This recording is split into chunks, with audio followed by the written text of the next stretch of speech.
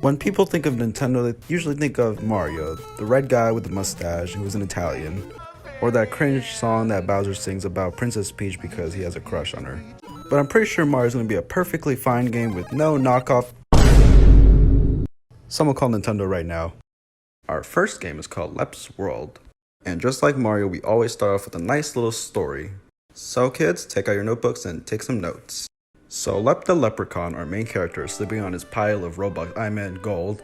Then a tornado out of nowhere comes and steals all his money. Right off the bat, I think you know that they didn't use the typical save the princess because we all know that storyline has been done to death, and also because I like money. This is pretty much your standard Mario game, just with a guy who's a leprechaun for some reason, and you just pretty much break stuff, and then we come across enemies like bugs, and more bugs that are supposed to be Goombas, Koopas, and whatever those things are. And yeah, these things can kill you, alright? Fun fact, by the way, apparently you can't slide these shells, but you can stomp on them? Yeah, I don't get video game physics either. Your main power-up is pine cones, which, hey, we're in nature, so you got a bunch of those. And we end off with a rainbow, which is fitting, I guess. In terms of the visuals and the art, it's pretty solid. I would give it a 7 out of 10. Though this does look like you could just copy it off of Google, but who knows, maybe that's just me. But you can definitely tell that this game is trying to be a more appealing, similar game to regular Mario. Though there are a couple things that aren't really that great in this. For example, again, so many ads, and plus, what's with this, and all of this. The levels in general aren't the best, but they are passable and they're pretty enjoyable, though not memorable. But one memorable level I have to say is level 5, which is the only auto-scroller I've seen so far, and it's pretty unique. Okay, maybe not unique since Mario's done it, but they were the first ones to do it back in 2011, so I guess it's kind of unique. So next time you play any Mario game that has these auto-scrollers, just remember who did it first. And yeah, that's pretty much it. It's just enjoyable and a pretty good knockoff of Mario. Now to move on to the rest of the horrible knockoffs. Next we have Robin Jungle World, and man, this trailer is such a sick joke. It starts off with the trailer going at 5 frames per second, then all of a sudden goes super fast for some reason. And the good news is that, yeah, it's pretty much as advertised for once, but the bad news is, yeah, the quality sucks, like a lot. Good trailer though, it's the trailer of all trailers. But yeah, this game is pretty much just Mario, like from the classics, except with the Link knockoff man. A wise man has once said. Other than a down button, there's really not much else that's new, besides being a knockoff, of course. The sound effects are weird, and somehow work. I don't know how that works. The flagpole animation is solid, I guess. The enemies aren't really that inspiring, I prefer. We also have power-ups like this magnet from Subway Surfers, and we have a shield that's supposed to be a replica of the star, but it'll never, ever pass the star. A little help here.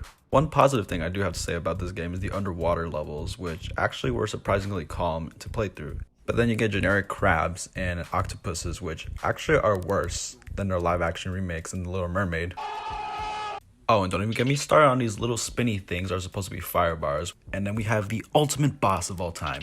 I mean, just tell me when was the last time Bowser acted so scary in front of Mario. You can defeat him by bonking on his head numerous times, or you could throw bombs at him, which I already ran out of those. Finally, after a year of battle, we have finally saved the princess. Alright, well, that was easy enough. We're gonna thank you, Robin, but our princess is in our castle. So who the heck are you? Also, I just realized that we have bombs and somehow they're not exploding. Video game logic. Our next game is Tony's 3D World, and it starts off with this very not similar Super Mario 3D World's intro. And right, we get to the home screen, we are introduced with our favorite wheel, because why not? We love wheels. The game design is pretty much similar to Super Mario Bros. Wii U, which is very repetitive at this point, but hey, at least they're trying something here. Besides the obvious fact that they're using the same video game sound effects, they do have some new power-ups, like for example, this Grimace shake here that I found. Happy birthday, Grimace. And it makes you big, and it definitely doesn't kill you. There's also this knockoff fire flower power-up. This game allows you to spam as many fireballs as you physically can. Unless you don't have money for the power-up, which I don't have, and the power-up, then yeah. However, you can also notice some misplaced tiles and grass. Plus, there's a weird glitch sending our hero gone forever. Just kidding, he comes back down and gives a good thumbs up. There's also this weird item shop which you can buy power-ups during levels, I guess. I don't know what that's about. And plus, you can get character. Okay, hold the brakes. That's Spider-Man. And plus, this is just knockoff Miles Morales, which is obviously another cool Spider-Man. Overall, pretty solid. I'll give it a 5 out of 10. And why is there lava in the desert?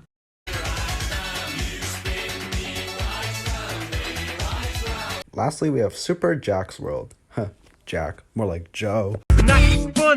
Besides this weird fairy that's trying to sell me stuff and scam me, there's really not much that's different besides, again, another star, and the enemies are literally the same thing. Also, how are we supposed to get up here? I'm pretty sure the creator doesn't even know themselves. Honestly, if someone were to come up to me and ask me what's the difference between this and this game, I would just reply, they're literally the same thing. Because they literally are. There's nothing different. Take a look. We also have another shop where you can just cheat the levels. And hey, look at this. Our main character is literally just Spider-Man from the last game. Besides, it's really easy to just cheat this underwater level and you can literally just go straight to the end without even doing that much work. With the Fire Flower power-up, instead of being able to burn villages and bring hell upon Earth, you instead have to literally hold the Fire Flower the entire time and only use it when you like it. Oh, and did I mention that these bosses are really bad, that they're dumb?